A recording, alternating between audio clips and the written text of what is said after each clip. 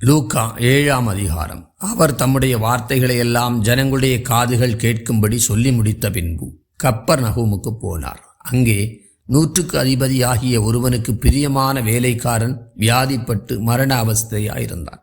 அவன் இயேசுவை குறித்து கேள்விப்பட்ட போது அவர் வந்து தன் வேலைக்காரனை குணமாக்க வேண்டும் என்று அவரை வேண்டிக் கொள்ளும்படி யூதருடைய மூப்பரை அவரிடத்தில் அனுப்பினான். அவர்கள் இயேசுவினிடத்தில் வந்து அவரை கருத்தாய் வேண்டிக் கொண்டு, நீர் இந்த தயை செய்கிறதற்கு அவன் பாத்திரனாயிருக்கிறான். அவன் நம்முடைய ஜனத்தை நேசிக்கிறான். நமக்கு ஒரு ஜெப ஆலயத்தையும் கட்டினான் என்றார்கள். அப்பொழுது இயேசு அவர்களுடனே கூட போனார். வீட்டுக்கு சமீபமான போது 100க்கு அதிபதி தன் சிநேகிதரை நோக்கி, நீங்கள் அவரிடத்தில் போய், ஆண்டவரே, நீர் வருத்தப்பட வேண்டாம். நீர் என்னை விட்டு வாசலுக்குள் பிரவேசிக்க நான் பாத்திரன் அல்ல.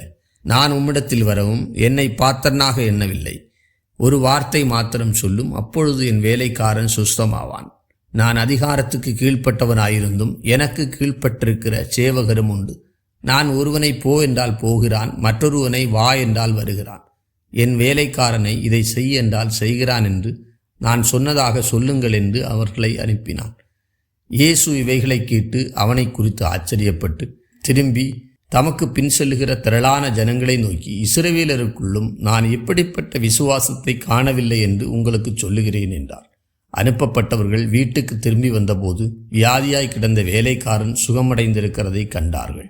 மறுநாளிலே அவர் நாயன் என்னும் ஊருக்கு போனார். அவருடைய சீசர் அநேகரும் திரளான ஜனங்களும் அவருடனே கூட போனார்கள்.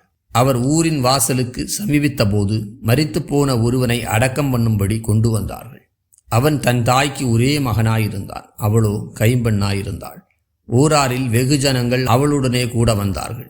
கர்த்தர் அவளை பார்த்து அவள் மேல் மனதுருகி, அழாதே என்று சொல்லி கிட்ட வந்து பாடையை தொட்டார். அதை சுமந்தவர்கள் நின்றார்கள். அப்பொழுது அவர், வாலிபனே, எழுந்திரு என்று உனக்கு சொல்லுகிறேன் என்றார். மரித்தவன் எழுந்து உட்கார்ந்து பேசத் தொடங்கினான். அவனை அவன் தாயினிடத்தில் ஒப்புவித்தார். எல்லாரும் பயமடைந்து, மகா தீர்க்கதரிசியானவர் நமக்குள்ளே தோன்றியிருக்கிறார் என்றும் தேவன் தமது ஜனங்களை சந்தித்தார் என்றும் சொல்லி தேவனை மகிமைப்படுத்தினார்கள். இந்த செய்தி யூதேயா தேசம் முழுவதும் சுற்றியிருக்கிற திசைகள் யாவற்றிலும் பிரசித்தமாயிற்று. இவைகளையெல்லாம் யோவானுடைய சீசர்கள் அவனுக்கு அறிவித்தார்கள். அப்பொழுது யோவான் தன் சீசரில் 2 பேரை அழைத்து, நீங்கள் இயேசுவினிடத்திற்கு போய், வருகிறவர் நீர்தானா, அல்லது வேறொருவர் வர காத்திருக்க வேண்டுமா என்று கேளுங்கள் என்று சொல்லி அனுப்பினான். அந்தபடி அவர்கள் அவரிடத்தில் வந்து, வருகிறவர் நீர்தானா அல்லது வேறொருவர் வர காத்திருக்க வேண்டுமா என்று கேட்கும்படி யோவான் ஸ்நானன் எங்களை உம்மிடத்திற்கு அனுப்பினார் என்றார்கள். அந்த சமயத்திலே நோய்களையும் கொடிய வியாதிகளையும் பொல்லாத ஆவிகளையும் கொண்டிருந்த அநேகரை அவர் குணமாக்கி அநேகம் குருடர்களுக்கு பார்வையளித்தார். இயேசு அவர்களுக்கு பிரதியுத்தரமாக, நீங்கள் போய் கண்டவைகளையும் கேட்டவைகளையும் யோவானுக்கு அறிவியுங்கள். குருடர் பார்வையடைகிறார்கள், சப்பானிகள் நடக்கிறார்கள், குஷ்டரோகிகள் சுத்தமாகிறார்கள், செவிடர் கேட்கிறார்கள், மரித்தோர் எழுந்திருக்கிறார்கள், தரித்திரருக்கு சுவிசேஷம் பிரசங்கிக்கப்படுகிறது. என்னிடத்தில் இடரல் அடையாதிருக்கிறவன் எவனோ அவன் பாக்கியவான் என்றார். யோவானுடைய தூதர்கள் போன பின்பு அவர் யோவானை குறித்து ஜனங்களுக்கு சொன்னது என்னவென்றால், எதை பார்க்க வனாந்தரத்துக்கு போனீர்கள்? காற்றினால் அசையும் நாணலையோ? அல்லவென்றால் எதை பார்க்க போனீர்கள்? மெல்லிய வஸ்திரம் தரித்த மனுஷனையோ? அலங்கார வஸ்திரம் தரித்து செல்வமாய் வாழ்கிறவர்கள் அரசர் மாளிகைகளிலே இருக்கிறார்கள். அல்லவென்றால் எதை பார்க்க போனீர்கள்? தீர்க்கதரிசியையோ? ஆம், தீர்க்கதரிசியை பார்க்கிலும் மேன்மையுள்ளவனையே என்று உங்களுக்கு சொல்லுகிறேன். இதோ, நான் என் தூதனை உமக்கு முன்பாக அனுப்புகிறேன். அவன் உமக்கு முன்னே போய் உமது வழியை ஆயத்தம் பண்ணுவான் என்று எழுதிய வாக்கியத்தால் குறிக்கப்பட்டவன் இவன்தான். ஸ்திரீகளிடத்திலே பிறந்தவர்களில் யோவான் ஸ்நானனை பார்க்கிலும் பெரிய தீர்க்கதரிசி ஒருவனும் இல்லை. ஆகிலும் தேவனுடைய ராஜ்யத்தில் சிறியவனாயிருக்கிறவன் அவனிலும் பெரியவனாயிருக்கிறான் என்று உங்களுக்கு சொல்லுகிறேன் என்றார்.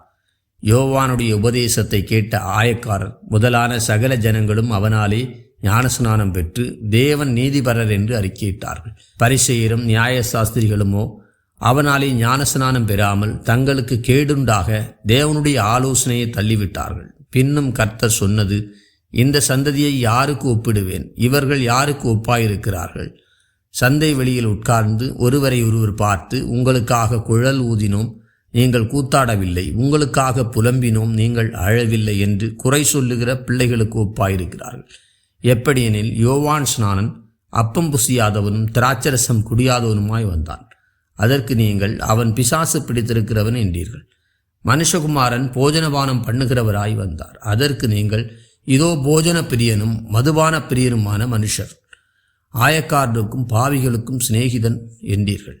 ஆனாலும் ஞானமானது அதன் பிள்ளைகள் எல்லாராலும் நீதியுள்ளதென்று ஒப்புக்கொள்ளப்படும் என்றார். பரிசேயரில் ஒருவன் தன்னுடனே போஜனம் பண்ண வேண்டும் என்று அவரை வேண்டிக் கொண்டான். அவர் அந்த பரிசேயனுடைய வீட்டில் பிரவேசித்து பந்தியிருந்தார். அப்பொழுது அந்த ஊரில் இருந்த பாவியாகிய ஒரு ஸ்திரீ அவர் பரிசேயர் வீட்டிலே பந்தியிருக்கிறதை அறிந்து ஒரு பரணியில் பரிமள தைலம் கொண்டு வந்து அவருடைய பாதங்களின் அருகே பின்னாக நின்று அழுது கொண்டு அவருடைய பாதங்களை தன் கண்ணீரினால் நனைத்து தன் தலைமயிரினால் துடைத்து அவருடைய பாதங்களை முத்தம் செய்து பரிமள தைலத்தை பூசினாள். அவரை அழைத்த பரிசேயன் அதை கண்டபோது, இவர் தீர்க்கதரிசியாயிருந்தால் தம்மை தொடுகிற ஸ்திரீ இன்னாளென்றும் இப்படிப்பட்டவள் என்றும் அறிந்திருப்பார். இவள் பாவியாயிருக்கிறாளே என்று தனக்குள்ளே சொல்லிக் கொண்டான். இயேசு அவனை நோக்கி, சீமோனே, உனக்கு நான் ஒரு காரியம் சொல்ல வேண்டும் என்றார். அதற்கு அவன், போதகரே, சொல்லும் என்றான். அப்பொழுது அவர், ஒருவனிடத்தில் 2 பேர் கடன்பட்டிருந்தார்கள். ஒருவன் 500 வெள்ளிக்காசும் மற்றவன் 50 வெள்ளிக்காசும் கொடுக்க வேண்டியதாயிருந்தது. கொடுக்க அவர்களுக்கு நிர்வாகம் இல்லாத போது இருவருக்கும் கடனை மன்னித்து விட்டான். இப்படி இருக்க அவர்களில் எவன் அவனிடத்தில் அதிக அன்பாயிருப்பான், அதை சொல் என்றார்.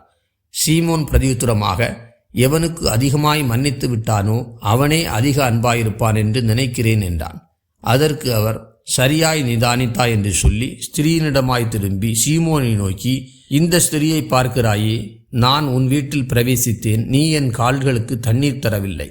இவளோ கண்ணீரினால் என் கால்களை நனைத்து தன் தலைமயிரினால் அவைகளை துடைத்தாள். நீ என்னை முத்தம் செய்யவில்லை. இவளோ நான் உட்பிரவேசித்தது முதல் என் பாதங்களை ஓயாமல் முத்தம் செய்தாள். நீ என் தலையில் எண்ணெய் பூசவில்லை. இவளோ என் பாதங்களில் பரிமள தைலம் பூசினாள். ஆதலால் நான் உனக்கு சொல்லுகிறேன், இவள் செய்த அநேக பாவங்கள் மன்னிக்கப்பட்டது. இவள் மிகவும் அன்பு கூர்ந்தாளே. எவனுக்கு கொஞ்சம் மன்னிக்கப்படுகிறதோ அவன் கொஞ்சமாய் அன்பு கூறுவான் என்று சொல்லி அவளை நோக்கி, உன் பாவங்கள் மன்னிக்கப்பட்டது என்றார். அப்பொழுது கூட பந்தியிருந்தவர்கள், பாவங்களை மன்னிக்கிற இவன் யார் என்று தங்களுக்குள்ளே சொல்லிக் கொண்டார்கள். அவர் ஸ்திரீயை நோக்கி, உன் விசுவாசம் உன்னை இரட்சித்தது, சமாதானத்தோடே போ என்றார்.